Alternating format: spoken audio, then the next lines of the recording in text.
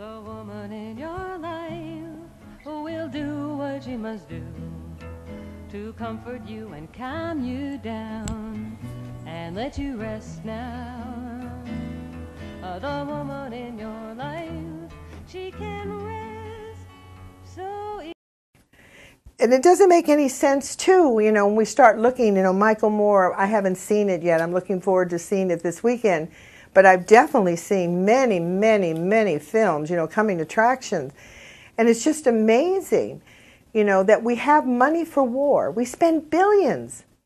This war supposedly is going to cost us trillions of dollars. And you know something? I refuse to take a side because everybody's wrong. The terrorists are wrong. We're wrong. The whole world, anybody that picks up arms and feels that that's a solution in my mind is not right. I refuse to take a side. I mean, I don't want to take a side. All I want to say over and over and over, is this good for the children? Is dropping that bomb good for the children? Is not having medical good for the children? Is not labeling our foods good for the children? I mean, I can go on and on. I don't have to express it any more clearly than I think I am. And you know, on June 24th in the Press Democrat, the Sunday edition, it was very interesting. Our president, Mr. Bush, he vetoed the stem cell research project that they try to push through. And this was his reasoning. Destroying human lives in the hope of saving human lives is not ethical. And it is not the only option before us. Well, you know, Mr. Bush, I agree with you. Destroying human life in the hopes of saving human life is not ethical. Destroying human life, saying that we're going to get rid of all the communists or we're going to get rid of all the terrorists, that's not ethical either. And guess what? There are other options between us. And the thing that really mystifies me, and I have to scratch my head over this one, is why they make such a huge statement about something like stem cells that could end much, much misery for people if it works the way they think it's going to work. And yet they have no problem destroying other people in other countries. I mean, I have to say to myself, wait a minute. Let us rethink this. You know, I really appreciate everybody that watches the show. And I want to let you know that at the end of the show, I'm going to scroll my email address. I would really appreciate if people would write, let me know what they feel about this commentary and what they're thinking. And also, if you know of any people that like to come on the television show itself. Now, I want to end the show on a very, very positive note. I was watching Amy Goodman the other night, and she had two high school students on. One of them's name was Mari Oy, and these particular students were the group. They are called the Presidential Scholars. There are 143 of our top students all across the United States. And one of the things, after you become a presidential scholar, you get to have a presidential, you get to have a meeting with President Bush. And I just thought that was really interesting. And what happened with Mari Oy, what she said is I really felt I could not just go down and smile for the camera and not say anything. And so she decided that she was going to write a note to the president, and she was going to give it to him. And I thought, wow, that is really, really interesting. What courage from this high school young woman. And while they were at the meeting, everybody's sitting around talking to the president, and all of a sudden she raised her hand and she said, I'd like to give you this letter. And she gave him the letter, and he put it in his pocket. And then he said, well, then he looked at her and he said, should I read it now or should I wait till later? And she said, at your discretion, Mr. President. And he decided to read it. Well, here's what the letter said. Mr. President. Oh, by the way, before I go any further, she got 50 other. So out of 143 presidential scholars, 50 of these young people signed this letter. Mr. President, as members of the Presidential Scholars Class of 2007, we have been told that we represent the best and brightest of our nation. Therefore, we believe we have a responsibility to voice our convictions. We do not want America to represent torture.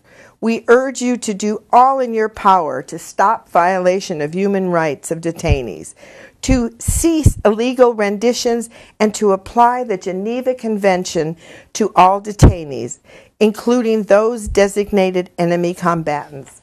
And all 50 of them signed it. Well, the president put it in, his pocket, and then looked at her and said, we don't torture in this country. We support all human rights. Well, if that's true, Mr. Bush, then let's stop, if there's even any indication. And as a country, as women, we need to demand that these abuses stop. Because all those people are mother's sons. All those young men over there fighting are mother's sons. All those young women are mother's daughters. All those young people being killed are other mothers' daughters, fathers' sons. And we really have to start looking at it and not be afraid. Not be afraid to say, no more. No more. Not to be afraid to ask what is good for the children. Well, my friends, time goes by very quickly in this room, and I want to thank you all for watching. And I want you to pay particular attention at the end to our theme song. It's a song written by a woman by the name of Alec Dobkin, and it's called "The Woman in Your Life Is You." You who have the power to change. You who have the power to help bring about change. Imagine if each one of us just did a little bit for peace, a little bit for the children. Imagine what a wonderful, wonderful world this would be. Well, once again, this is Elaine Holtz with Women's Spaces saying, thank you for watching, and goodbye for now.